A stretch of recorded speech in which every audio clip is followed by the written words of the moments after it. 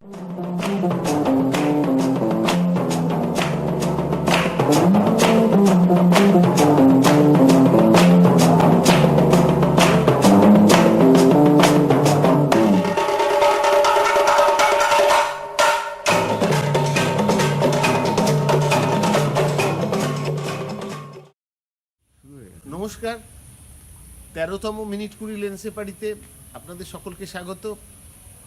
বর্তমান পরিস্থিতির কারণে আমরা এবার অনলাইন মিনিট কুড়ি লেন্সে পাড়িতে হাজির হয়েছি। আপনাদের সামনে এনেছেন অনেক নতুন নতুন পরিচালক, তাদের ছোট ছোট ছবি, সেগুলো নিয়েই আজকে সারাটা দিন আমরা কাটাবো। আপনারা অনলাইনে নিজেদের চা ফ্লাক্সে ভর্তি করে সিঙ্গারা বা বালুশাহী থাকছে না, সেগুলো আপনারা নিজেরাই জোগাড় করে নিয়ে একসাথে বসুন পরিবারের সকলে। তারপরেই আমাদের ওই ফ্লেভারটা আপনারা বাড়িতে বসে উপভোগ করবেন। আমরা আশা করছি সামনেবারও অন্যভাবে আপনাদের পুরনো দিনের মতো আমরা হাজির করতে পারবো, আমরা এই বিশ্বাস রাখি। আমরা প্রথমেই যে ছবিগুলোকে আমরা বেছে নিয়েছি সেই ছবিগুলি হলো দেবার্ঘ মুখোপাধ্যায়, পরমাণু সরকার ও তৃষা মুখার্জি, রেশমি পাল ও সৈকত ভট্টাচার্য এবং উমাশঙ্কর মণ্ডলের। একটু পরিচয় তাদের দিতেই হয়। দেবার্ঘ আসলে একজন ভালো আলোকচিত্রী এবং অনেক দিনের পুরনো। তিনি ছবি তুলতে ভালোবাসেন, বেড়াতে ভালোবাসেন, আর ভালোবাসেন বিভিন্ন সংগঠনের সাথে যুক্ত থাকতেন। পরমাণু সরকার ও তৃষা মুখার্জি তারা দুই অভিন্ন হৃদয়, একসাথে বেরিয়ে পড়েন দু চাকায় ভর করে। তার মাধ্যমটা হচ্ছে বাইক, মোটর বাইকে করে তারা গ্রাম বাংলা থেকে আরম্ভ করে দেশের বিভিন্ন প্রান্তে ছড়িয়ে পড়েন। তার সাথে উৎসাহ আছে যে এই জিনিসগুলো যেন অপরে সকলে দেখতে পান, তার জন্য ছবি তৈরি করার। এরপর রেশমি পাল ও সৈকত ভট্টাচার্য, এদের দুজনের পরিচয় আমার নতুন করে দেওয়ার নেই। এরা অনেক দিন ধরে ছবি দেখাচ্ছেন।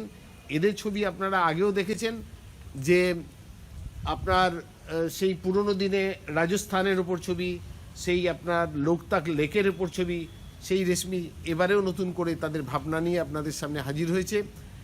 এবং উমাশঙ্কর মণ্ডল, যিনি এবারে নতুন ছবি দিয়েছেন, সুন্দরবনের একজন অন্যতম ব্যক্তিত্ব, পেশায় ভূগোলের শিক্ষক, কিন্তু সবসময় সুন্দরবন মানুষের পাশে থেকে কাজ করে যাচ্ছেন। তার এবারে ছবি আপনারা দেখে আপনারাই বিচার করবেন। এই নিয়ে আমাদের এবারের প্রথম স্লট সাজানো, আপনারা দেখুন, দেখে উপভোগ করুন।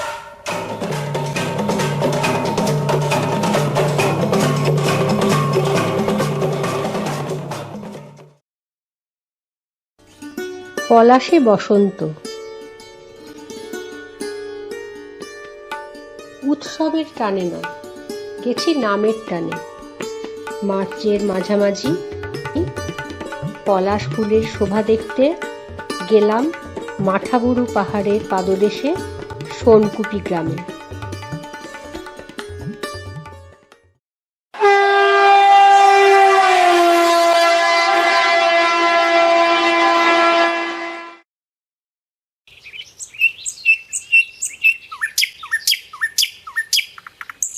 হাওড়া থেকে চক্রধরপুর ফার্স্ট প্যাসেঞ্জারে বরাভূম স্টেশনে নামলাম। নেমেই গন্তব্যে যাব বলে গাড়িতে উঠব, এমন সময় দেখলাম স্টেশনের ঠিক পাশেই মা দুর্গার কাঠামো রয়েছে লাল বেদিতে। ওখানে বৃষ্টিও পড়ছিল কদিন ধরেই। বৃষ্টি ভেজা মা দুর্গার কাঠামো, জলের নিচে তার প্রতিচ্ছবি দেখে মন ভরে গেল পরম স্নিগ্ধতায়। ছোটবেলায় একবার শান্তিনিকেতন গেছিলাম, সেখান থেকেই আমার পলাশের ওপর নিবিড় টান। বীরভূম পুরুলিয়ার কথা শুনলেই মনে ভেসে ওঠে সারি সারি পলাশের ছবি আর গ্রাম ছাড়া ওই রাঙা মাটির পথ।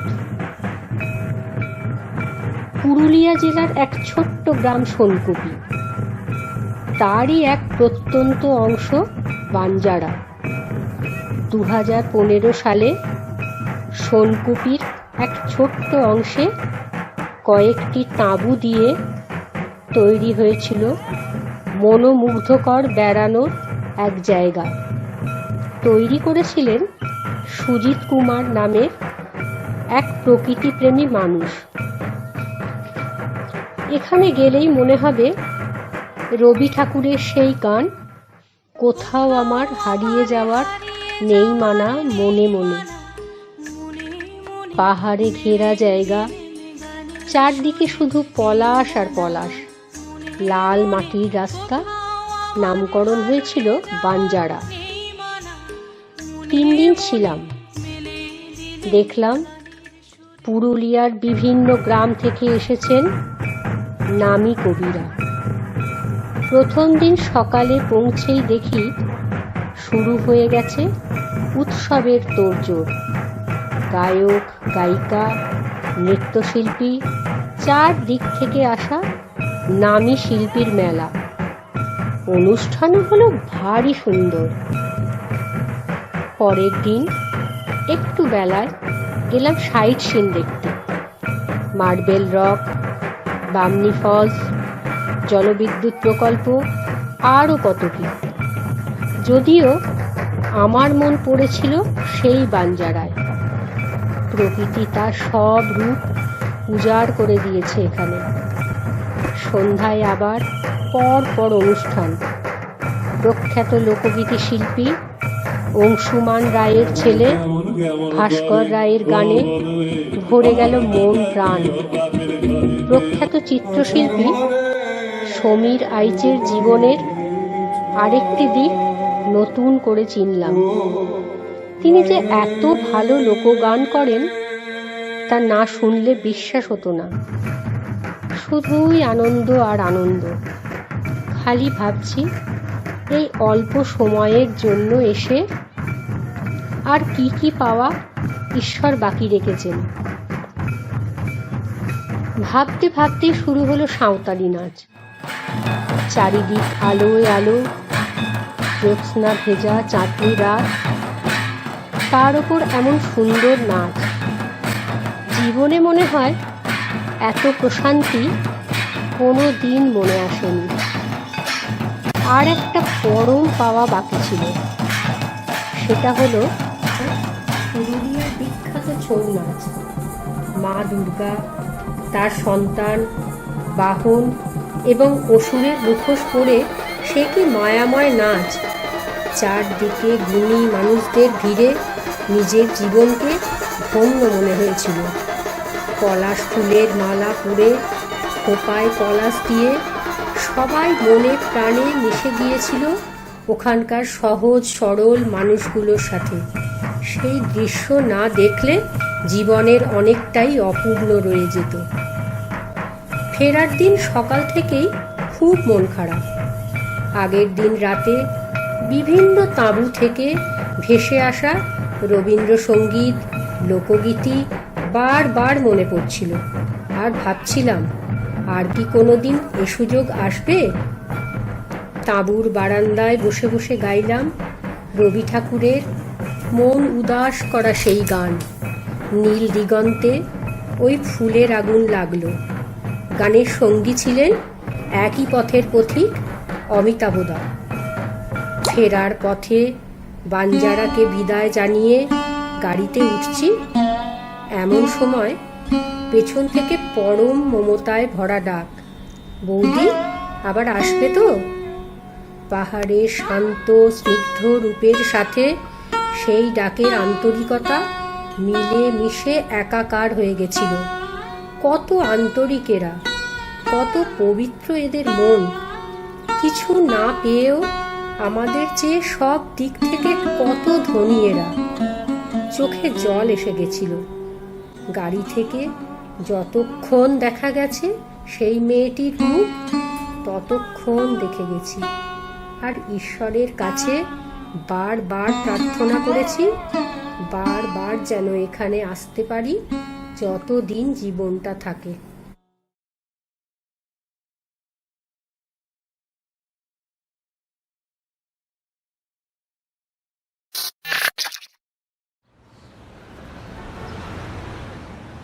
Running city life is overblown.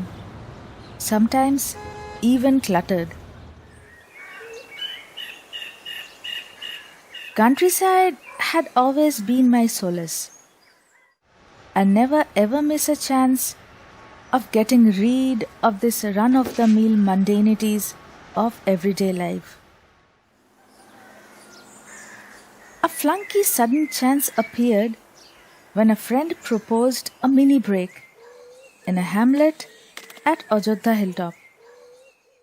Hot to trot we were on the road in less than 2 hours.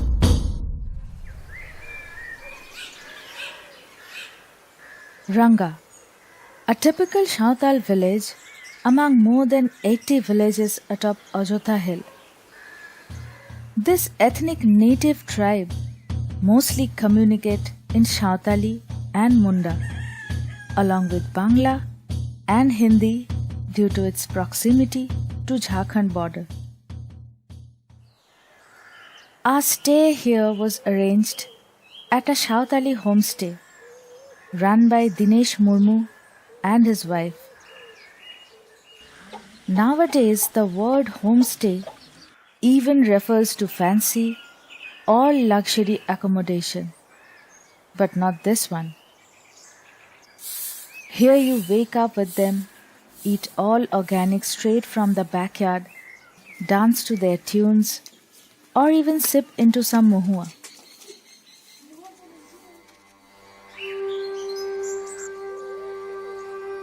A regular morning at Ranga.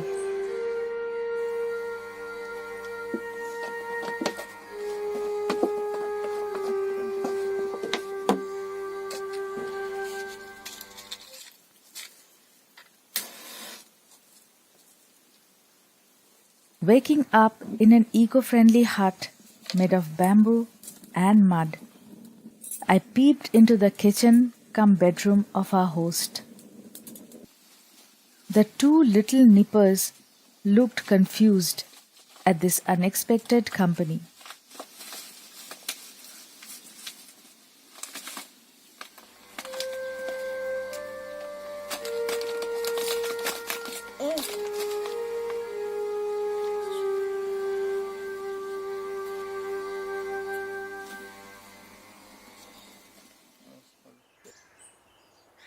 Ranga falls under the Panchayat of Ajodhya in Bagmundi block.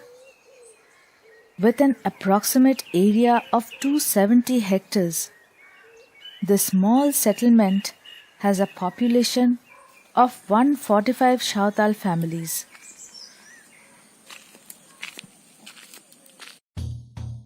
Primarily, their livelihood depends upon farming.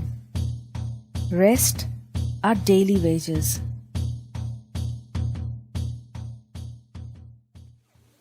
Cows, hens, goats, buffaloes, and even pigs are a part of the households. Cows and buffaloes are traded in local markets called haat.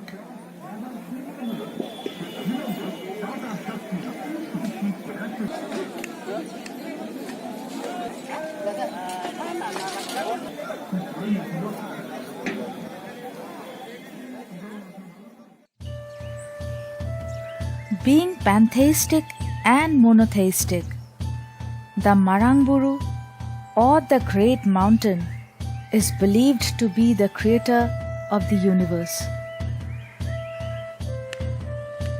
Bunga, or a court of spirits, who according to the natives handle various facets of life, can cause good or evil, are appeased with offerings and prayers.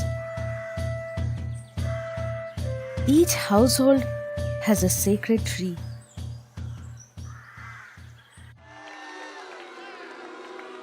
Today life's a little exciting here at Ranga. A football match between the villages started in the morning.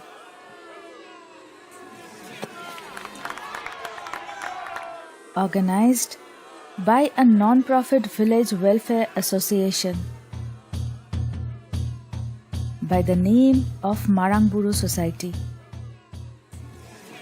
This establishment, headed by Dinesh Murmu, works for the betterment of the natives, starting from road connectivity, electricity, drinking water, education, and other basic needs they scuffle for every day. The villagers are seen socially knit together, enjoying the match. As there are no shopping malls and multiplexes around here, their day-to-day life is a fight for existence. But the faces seemed cheery. As I always believe, happiness is a state of mind. It does not come with a lot of wealth or power, but comes up with the choice of making it so.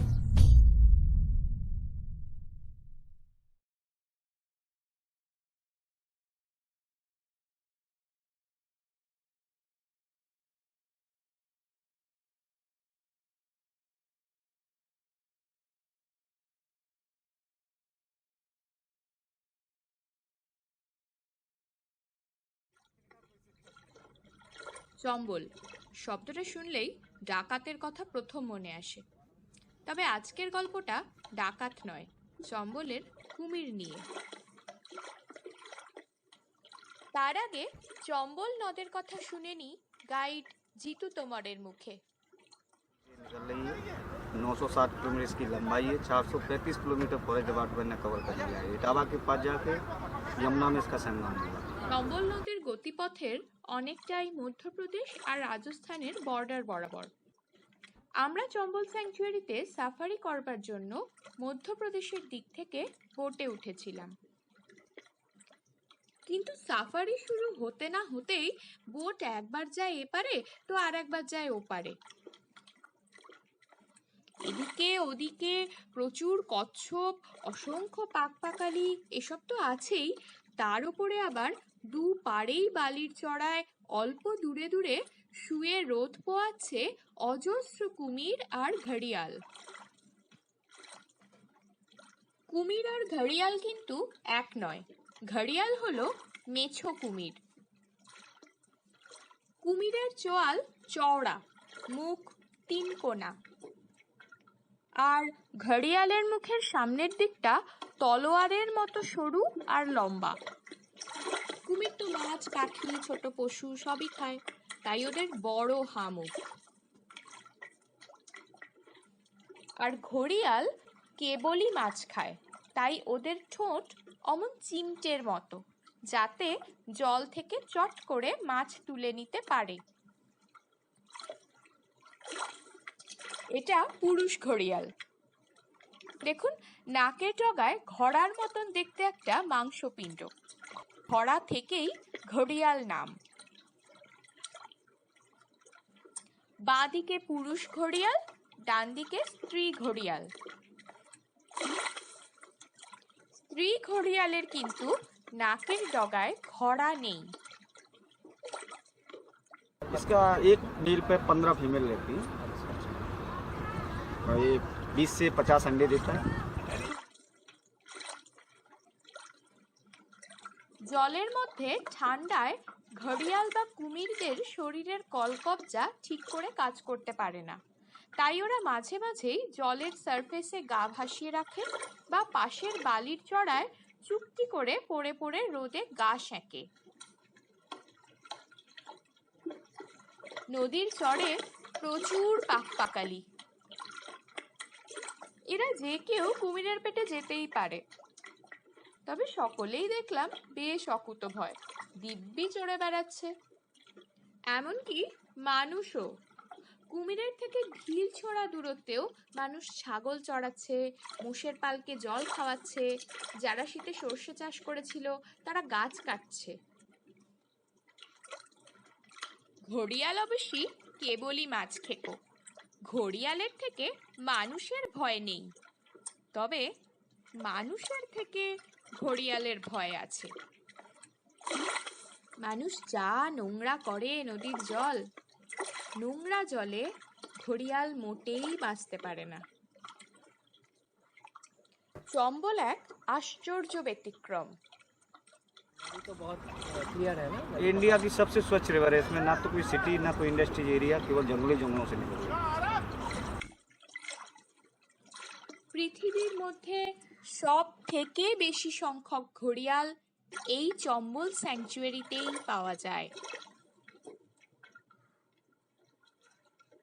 Population आज की date में 2000 के something घड़ियाल है, 1000 crocodile है।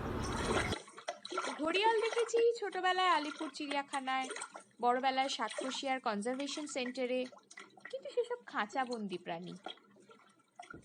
এমন সম্পূর্ণ বন্য পরিবেশে একটা ঘড়িয়ালও কোনোদিন কোথাও দেখিনি। আর এখানে কত কত ঘড়িয়াল।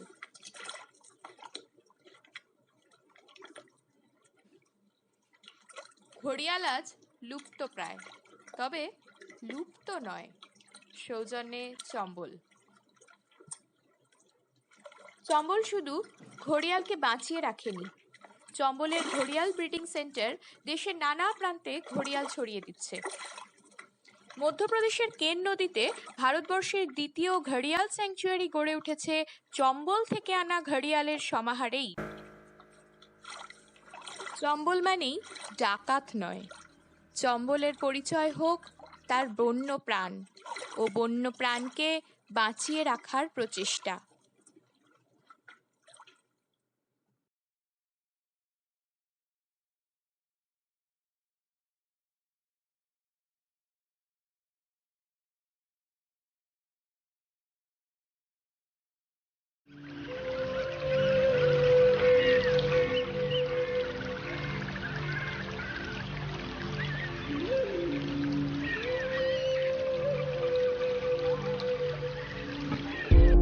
সুন্দরবন হলো বঙ্গোপসাগর উপকূলবর্তী অঞ্চলে অবস্থিত একটি প্রশস্ত বনভূমি, যা বিশ্বের প্রাকৃতিক বিস্ময়াবলীর অন্যতম।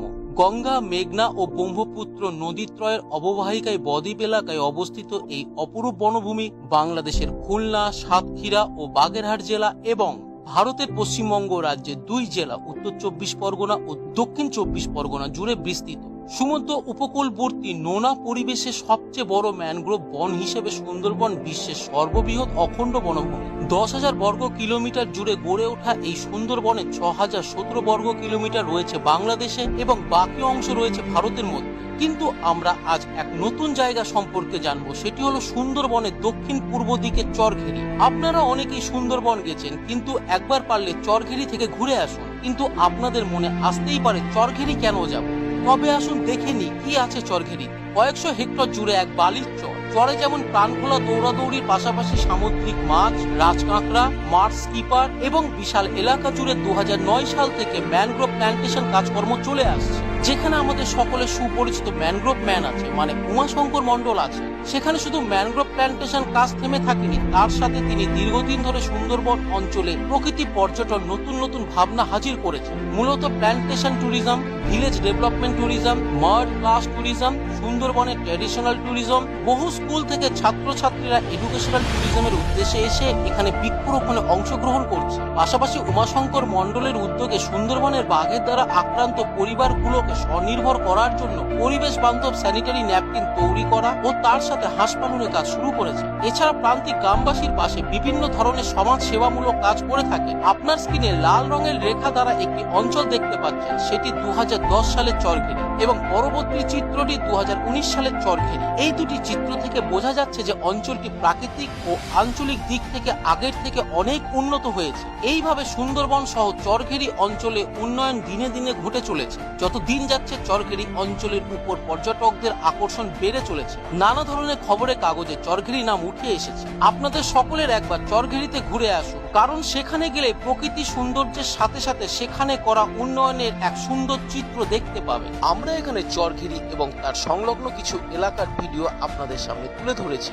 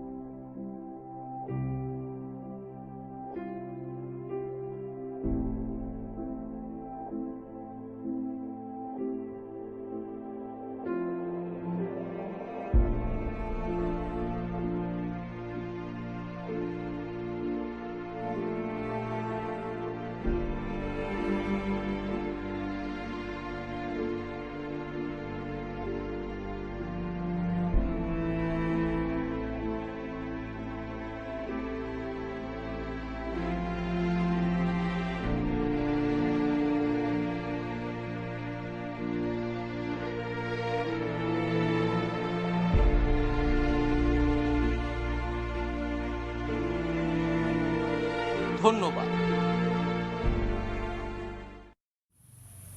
আপনারা প্রত্যেকেই প্রত্যেকটা ছবির সমালোচক, সেই সমালোচনা নিশ্চয়ই আপনারা পরে পরে আপনাদের কমেন্টসে লিখবেন, এখানে এটা একটা বড় সুযোগ রয়েছে।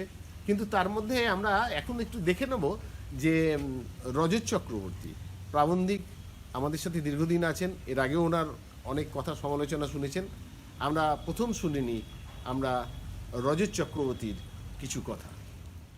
নমস্কার। আজকের দিনে আমরা ভার্চুয়ালি একটা জায়গায় পৌঁছে গেছি যেখানে এরকমভাবে লাইভ প্রোগ্রাম নানা রকম জায়গায় হচ্ছে। সেটা কতখানি ভালো কি খারাপ কি জানি না, কিন্তু আমাদের যে পারস্পরিক সম্পর্ক, তার অভিব্যক্তি, তার স্পর্শ, এই সমস্ত কিছু নিয়ে যে 700-800 মানুষ আসতেন রবীন্দ্র ভবনে মিনিট করি লেন্সে পারি, এবং আমরা সেগুলো নিয়ে আলোচনা করতাম, ছবিগুলো দেখতাম, এটার একটা অন্য ব্যাপার ছিল। যাই হোক, বেঁধে রাখা হয়েছে ঘরে ঘরে, কিন্তু বাঁধা তো অত সহজ নয়। মানুষ তার মধ্যে দিয়ে নানা রকম কাজ করে চলেছেন, খুব ভালো লাগছে, সেটাও খুব ভালো লাগছে। 4টে ছবি এলো এই পর্যায়ে দেখার জন্য, দেখে এই অবস্থায় অর্থাৎ এই লকডাউনে এরকম পরিস্থিতিতে বেশ ভালো লেগেছে, একটা অন্যরকম নিরাময় তৈরি করলো। প্রথম ছবি রেশমি পালের চম্বলের কুমির, ইচ্ছে করেই বললাম কুমির শব্দটার উপর জোরটা দিলাম, কারণ ছবিটাতে 1/4 অংশে কুমির, বাদ বাকিটা পুরোটাই ঘড়িয়াল। সুতরাং চম্বলের ঘড়িয়াল হলেই বোধহয় বেশি ভালো হতো। তা হয়তো স্টক কম ছিল বা তাড়াহুড়ো। রেশমির ছবি আমরা এর আগে অনেক দেখেছি, বহুদিন মনে থাকবে। শেখাবতী কবে দেখেছি, বছর 3-4 আগে বোধহয়। আরও নানা ছবি দেখেছি। রেশমির প্রতি আমাদের অন্যরকম আশা ছিল, তাই এই ছবিটা আমাকে সে জায়গায় নিয়ে যায়নি। রেশমি আরও ভালো ছবি দেবে এবং করার ক্ষমতা আছে, সেটা আমরা জানি। সুতরাং এটা নিয়ে বেশি কিছু বলছি না। দ্বিতীয় ছবি দেখলাম পলাশ বসন্ত। পলাশ এবং বসন্ত এই দুটো জিনিসই অভাব ঘটেছে এই ছবিটায়। পুরুলিয়ার একটা হোমস্টে নিয়ে এসব ছবিটা হয়েছে, মূলত সেটাই ফোকাসড। পলাশ খুব কম, হয়তো কম ফুটেছিল।